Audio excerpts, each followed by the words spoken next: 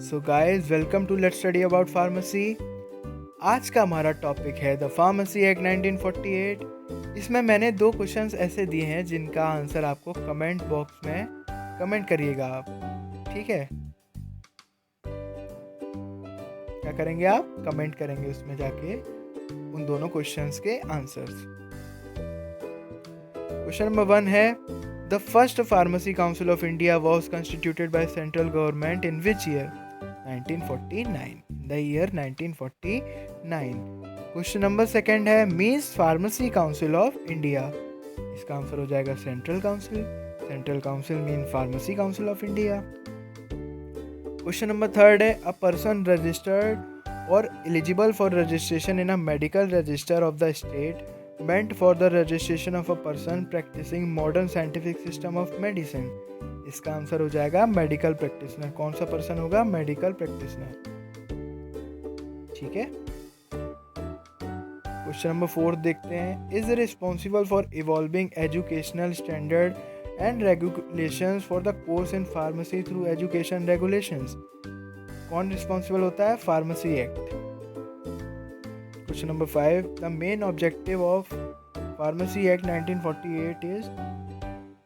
इसका आंसर होगा option A to regulate the profession and practice of pharmacy, option B to raise the status of profession of pharmacy. Question number 6 following are the ex officio member of PCI except. जैसे कि मैंने पहले बोला था, इसका answer आपको comment box में comment करना पड़ेगा। आप जाके वहाँ पे बताइएगा कि इसका आंसर क्या है, ठीक है। Question number 7 university grant commission UGC.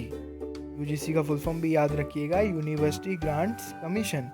University grant commission established under which section of UGC act 1956। कौन सा सेक्शन होगा? Section 4, section 4। क्वेश्चन नंबर 8 देखते हैं भाई A person whose name for the time being is entered in the register of pharmacists of state in which he is for the time being residing or carrying on his profession or business of pharmacy is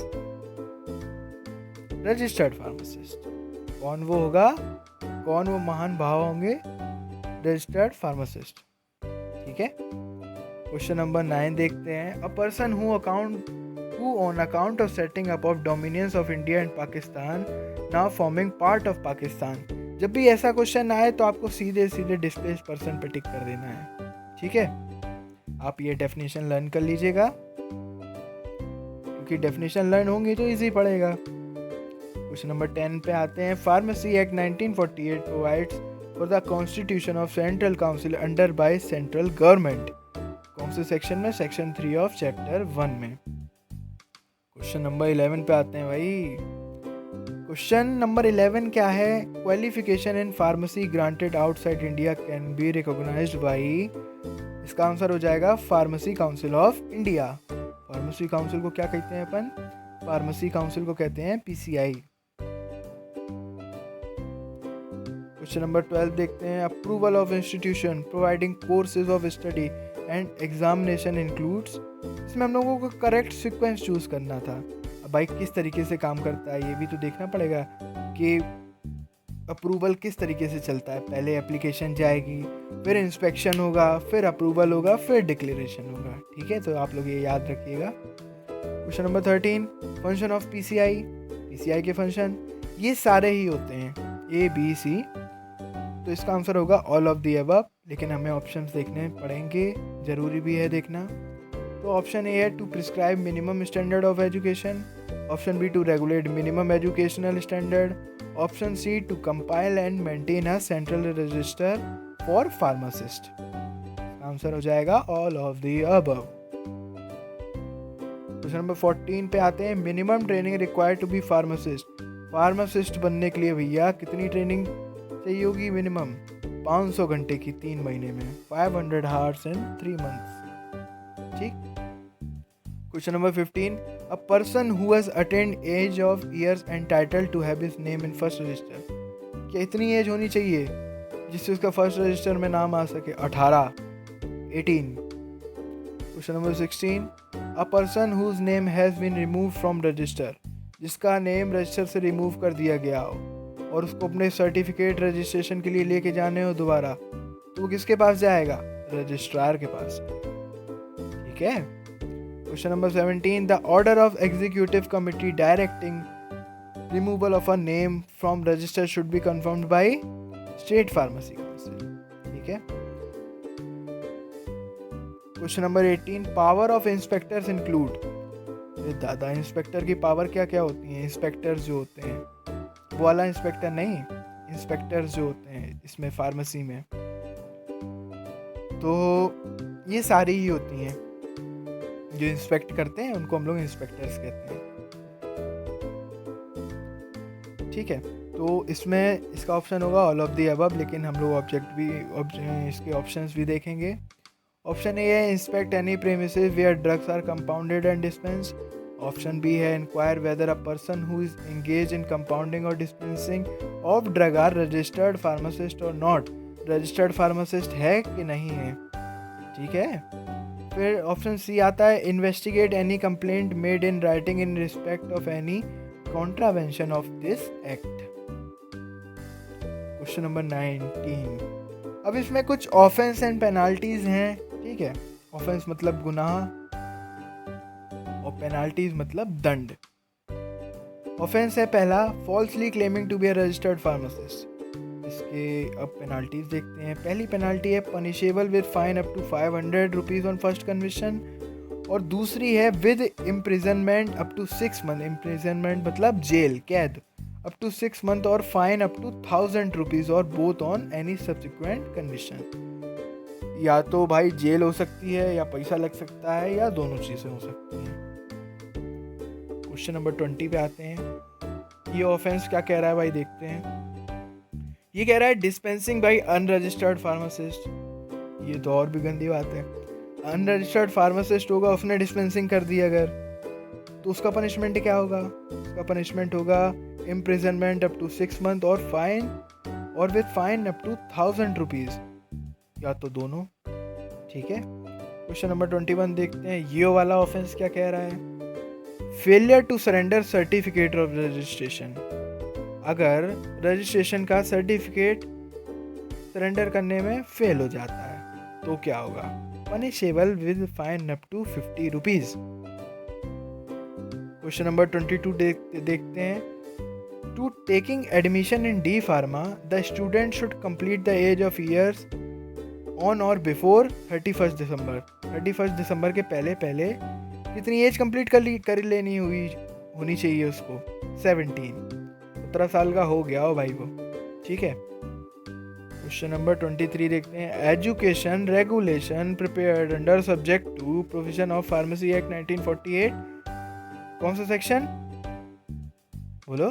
section 10। ठीक। Question number 24, education regulation includes. इसमें तो भाई सारे ही हैं, all of the above. चलो एक एक करके ऑप्शन देखते हैं। पहला ऑप्शन है minimum qualification for admission to course, ये भी सही है। Option B nature and period of course of study, ये भी सही है। Option C the subject of examination and standard attend there in, भाई ये तीनों ही सही है, तो इसका आंसर हो जाएगा all of the above. Question number 25 देखते हैं।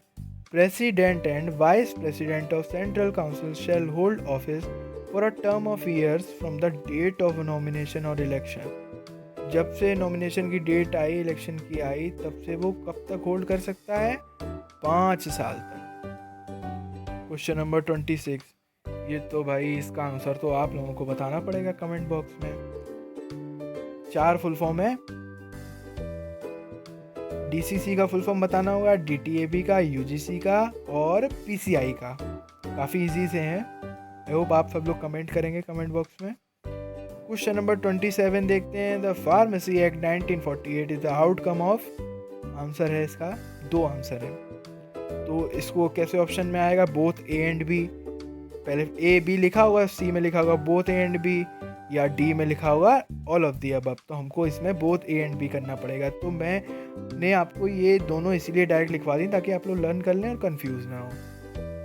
पहला है ड्रग इंक्वायरी कमेटी, दूसरा है health survey and development committee. Question number 28 पे आते हैं। रे बाबा, क्वेश्चन नंबर 28 है the pharmacy act 1948 was enacted on 1948 in which day, on which day, कब हुआ था भाई? 4 मार्च।